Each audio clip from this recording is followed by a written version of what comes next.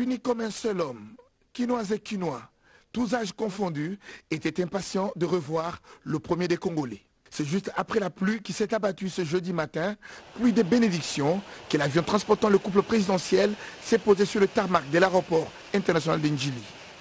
Le président de la République, Félix Antoine Tshisekedi Tshilombo, accompagné de la très distinguée première dame, est rentré au pays plein de vitalité. À sa descente d'avion, le président est salué par les présidents des deux chambres du Parlement, le Premier ministre, le gouverneur de la ville de Kinshasa, son directeur de cabinet et plusieurs autres autorités présentes à l'aéroport. À l'intérieur du pavillon présidentiel, les membres du gouvernement s'étaient arrangés pour réserver un accueil délirant au président de la République. Le cortège présidentiel s'est ébranlé sur le boulevard Lumumba, direction Cité de l'Union africaine. À l'extérieur de l'aéroport d'Ndjili, les militantes et militants ont manifesté l'euphorie. Nous sommes venus pour accueillir notre président de la République et surtout qu'il y a eu beaucoup de choses qui se sont parlées. Oh, il est mort, il n'est plus vivant. Alors on s'est dit, nous allons cette fois-ci arriver à l'aéroport nous-mêmes, le voir, pour que nous puissions savoir comment parler aux autres personnes qui sont dans le problème. Il est bien portant. S'il était malade, il ne devait pas venir. Il est en bonne santé. C'est comme ça qu'il est venu. Nous sommes très contentes de voir notre président de retour. Vraiment, pour moi, je suis vraiment très contente. Et puis tout le monde, toute la société, nous sommes vraiment très contents de recevoir notre président de la République. Félix Antoine Tshisekedi, avec une minerve au cou, est descendu pour saluer la population.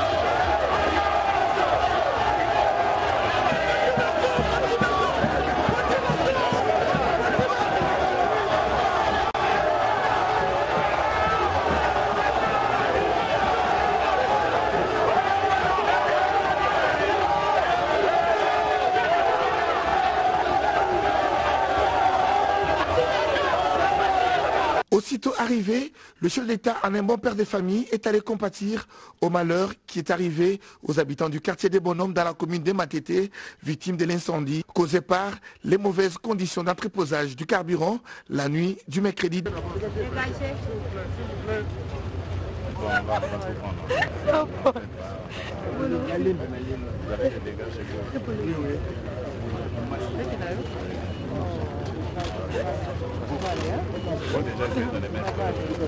Il faut noter que le président de la République a passé 11 jours en dehors de la République démocratique du Congo.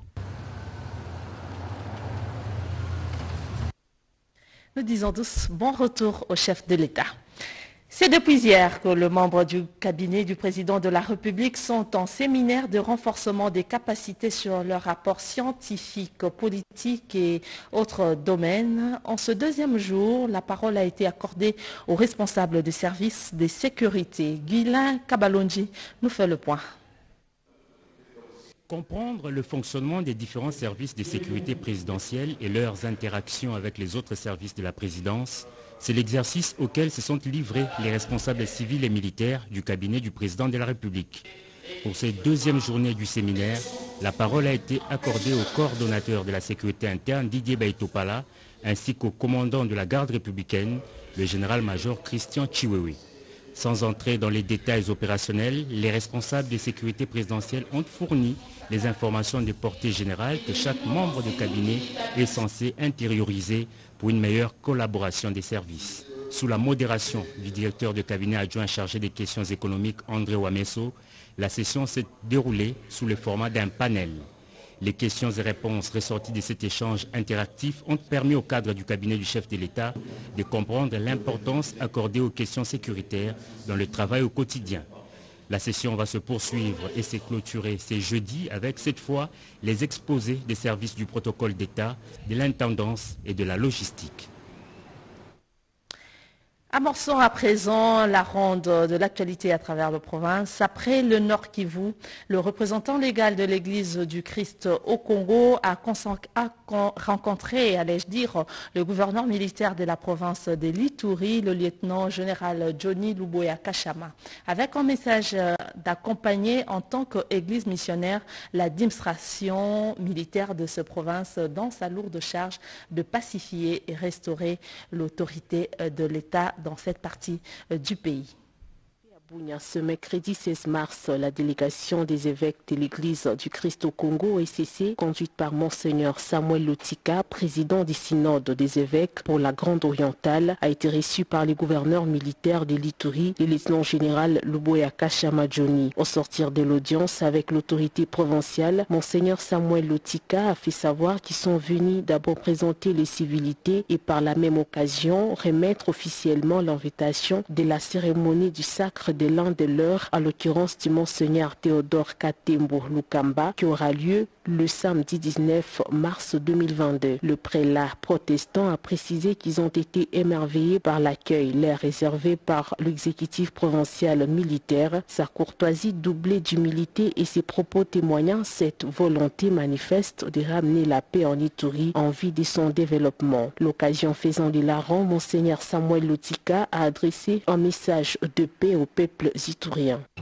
Vous savez, la Bible nous dit ceci: quand les méchants dominent, le peuple gémit. Mais quand les justes prennent la gestion d'une société humaine, le peuple est dans la joie. La situation de l'Ituri est restée pour nous le sujet principal de prière envers Dieu pour la pacification, pour la sécurisation. Et Dieu s'est servi du président de la République, chef de l'État, et je cite Félix Antoine Tshisekedi, en décrétant l'état de siège et de destiner le général à venir ici en Ituri. Et c'est parmi les sages que Dieu veut utiliser. Et nous lui avons rassuré de notre accompagnement spirituel. De sa part, un autre prélat protestant venu de Lubumbashi dans l'espace Katanga a rappelé que la guerre n'est pas une situation à souhaiter, faisant allusion à plusieurs guerres qui se sont succédées au Katanga sous le régime Mobutu, notamment la guerre des 6 jours, des 80 jours, Moba 1 à Moba 2, cela avant de se féliciter des actions entreprises par les gouverneurs militaires en vue du retour de la paix en province de l'Ituri. Vous le savez que le mois de mars est un mois dédié à la femme où la femme dans l'ensemble du monde est sensibilisée sur ce droit. Dans la province du Haut-Katanga, la femme a été sensibilisée sur l'entrepreneuriat pour l'apprendre à la prise en charge de la famille et même de la société. À travers le monde, 4 travailleurs sur 10 sont des femmes. Et du coup, l'entrepreneuriat de femmes dans le pays en développement est un enjeu prioritaire. Splendeur RDC, via la foire itinérante de l'entrepreneuriat féminin, la FIEF en sigle, a donc compris que l'enseignement et la formation sont essentiels pour cultiver l'esprit d'entreprise et développer les compétences spécifiques. Pour la FIEF, plusieurs activités seront donc organisées à l'intention de cette espèce humaine au centre de la vie. C'est le lancement officiel de la communication sur l'organisation de la foire itinérante de l'entrepreneuriat féminin. Une activité qui va rassembler les femmes d'affaires et les femmes entrepreneurs. Ainsi donc, le lancement de la FIEF a eu lieu au Pullman Grand Hôtel Caravia, devant la presse louchoise, les femmes entrepreneurs individuellement, les entreprises et quelques membres du gouvernement. Le projet PADEM PME, qui est un projet du gouvernement congolais, financé par la Banque